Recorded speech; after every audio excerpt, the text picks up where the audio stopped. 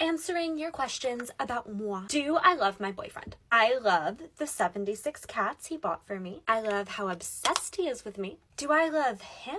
Next question. What do I do for work? Obviously, the government of whatever country I'm in just pays me to exist, because my beauty being there is a civil service. Apart from that, I act in 10 movies a week. I've had 100 #1 hit songs. And of course, there's my sanctuary for baby river otters. Who's the most important person in my life? It has to be my family. Family is so important, and I am so humble and grounded. I also just found out that I have 8 other siblings that I never met, and we're all best friends. But I'm still the youngest. Does it ever get annoying to live in a house with every single one of my friends? You guys are so funny, as if. How could I ever get bored of having a sleepover and a dance party and a Sunday bar every night? Oh my gosh, I have to go. I think I hear the squeak of a hamster that needs my help. But don't even worry, since I can communicate with animals and they all love me, it won't be a problem at all. The 10-year-olds in Sephora thing is freaking me out, and not for the reason you think. Because I think makeup is for whoever wants to put it on, okay? Like, I was doing makeup when I was 10. To be fair, I was using like a little sparkly Bratz palette. But like, if your parents are willing to get you the good stuff, why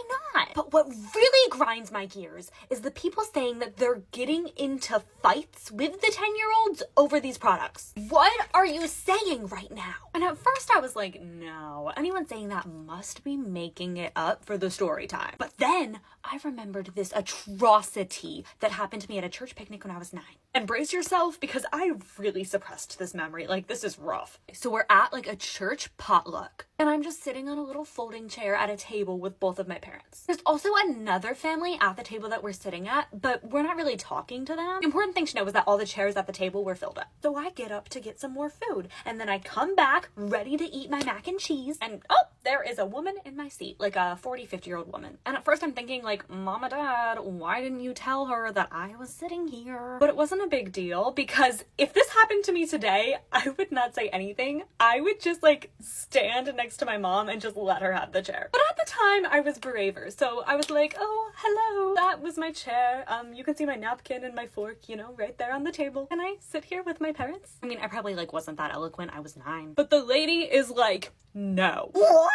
No, you weren't here, so this is my chair now. I just stood there frozen for a bit, and I realized she wasn't talking to my parents. She wasn't talking to the other family at the table. She could go to any other seat at the picnic, but she just wanted to prove a point. And I swear to you, my entire worldview just shattered in real time. Because I had never seen someone have the opportunity to do something nice for someone at no cost to them and not take it. So I started crying, and I think my parents were so embarrassed. Like, why are you so upset about this chair? But it wasn't about the chair. It was about the cruelty of the world. And I bet you that woman went home that night and was like, this spoiled brat. And I can handle that, because being spoiled is fun. Psst, did you know that grandmas get wasted? Because I did not, until these 2 ladies start getting super rowdy at the table next to me and my boyfriend. I'm not judging. I mean, it's New Year's Eve. We are at the rooftop bar of the hotel that we're staying in. They are an inspiration. And my boyfriend whispers to me, oh, I wish we could see them later tonight, you know, to see how crazy they get. Freaking foreshadowing! Because that all went down at like 6 p.m. Now it's 11:45 p.m.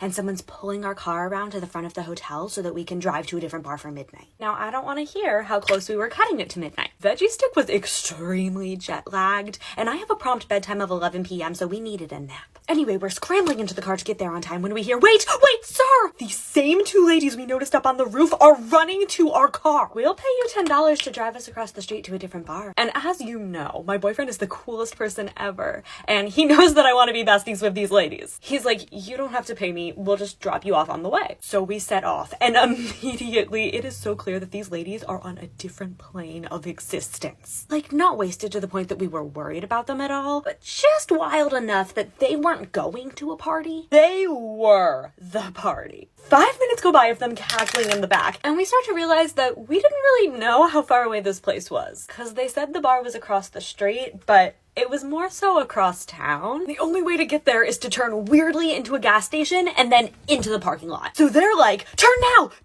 And my boyfriend's like, ah! And I'm like, ah! And we pull up just in time for them to run in and see the countdown. Which did mean that we were driving to our bar after when midnight hit. But you know me, I don't need to watch the ball drop. I just need a good story. Anyway, someone come get your grandmas. I'm never cutting my hair ever again. So I just have to make my hair tie really tight when I run. As you know, I've only been running for a week. I just dug up these old shorts for it. I was gonna wear one of my turkey trot shirts, but I'm not gonna feel comfortable unless it's oversized. I would just wear this, but I was running in this top and leggings every day last week. I don't want my neighbors to think I only own one shirt. Wait, is this oversized? Not enough. All right, who cares if the neighborhood thinks I only own one shirt, because you know I own at least two. If you want to start running, ask me my method because it's brilliant. Get ready with me while we talk about old people. In case you missed the memo, I am in Florida right now with my bestie Michael. And he knows that up until now, I had only really been to Orlando and Miami. So he told me the difference with where we're going is that there's a lot more old people, which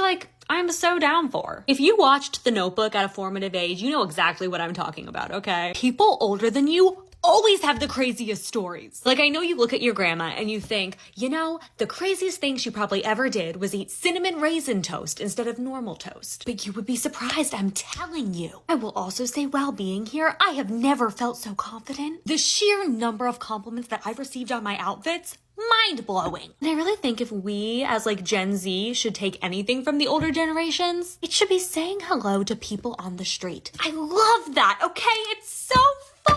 Or actually, does everybody do that where you live? I don't know if it's just an LA thing that nobody talks to each other. Everyone who knows me knows that I want to be like Barbie and have every single career ever. So in college, when I was looking at what to minor in besides my acting degree, I was looking super seriously at gerontology, which if you don't know is the study of aging. I didn't end up pursuing it, but I think at some point in my life, I could run a really fun nursing home. I see all your ins and outs for 2024, and I would never leave you hanging on mine. I've always known what people-pleasing was, but I also was could not be me. Until literally this year, I'm why am I doing this? Why am I busting my butt so that everybody likes me? Growing up, I was always the weird kid, and I fully did not care. Someone is always gonna think that you're weird, so trying to be perfect for everyone is gonna go this year. In is the gym. I'm sorry. I'm not saying you have to go, but I need to go. 2023 was my year of sleeping till noon every day. And I understand that we all need a break, but I actually cannot cope when I don't have a schedule. So my schedule is going to the gym every weekday morning or on a walk or whatever. If you see me making an excuse on my Instagram story, call me out, please. Because I do not have a good track record. Out is screen time. I see people on this app saying that they have 9 hours of screen time, and that's horrible. I have 12. There's days when I have 15. It's not I'm just sitting there staring at my phone for 15 hours. I really hate being alone because I'm such an extrovert, and I'm also bored all the time. But I need to find a new solution besides putting on a show. I need to travel again this year. The year before I met my boyfriend, I would travel all the time alone. And then I kind of stopped. One reason is that I got my phone stolen when I was traveling alone. And that was really hard and really scary, especially as someone who has zero navigational skills unless I'm using Apple Maps. Now that I'm dating Veggie Stick, I kind of just rely on the trips that we go on together. But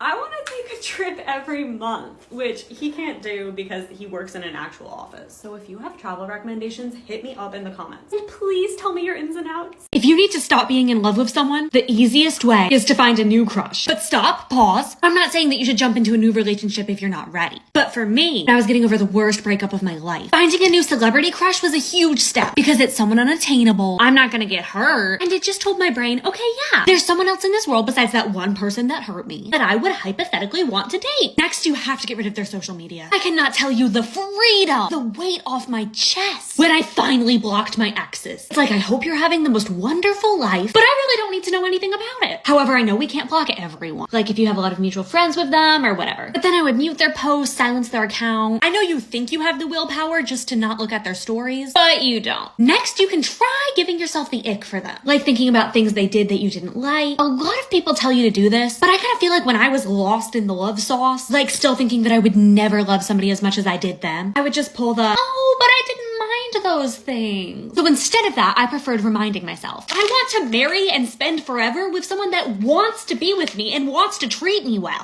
Imagine telling your mom, oh yeah, we're gonna get married, but he doesn't even like me that much. Purses need to be prepared for anything. This is my current lip combo. You need a color and then a gloss. If I'm driving without these and it gets sunny, I will scream. Speaking of driving, I got a cute new keychain. If you have allergies, you know what's up. These are my favorite types of pens, and this one has the most ink. These You never get out stains for me, but better than nothing. There's mint gum stuck on this from like 5 years ago. Oh, we can do better than this. In the comments of my purse clean out video, a lot of people said to bring 2 scrunchies and 2 hair ties just in case somebody else needs them, and I think that's amazing. I get a lot of headaches. My legs refuse to walk unless I have music to listen to. Hear me out, I do need 2 hand creams because I need to finish this one off, but I need a backup. I said in the last video I didn't have my period, but now I do. I followed the rule of 2. 2 big pads, 2 liners, 2 smaller tampons, 2 bigger tampons. But if it's a heavy day, I will truly just shove in everything I can fit into my purse. In the secret zipper pocket, 4 jumbo bobby pins, 4 normal bobby pins, and 1 safety pin. Pink or gold hand sanitizer. Pink always wins. If you think I'm missing any purse essentials, comment them below.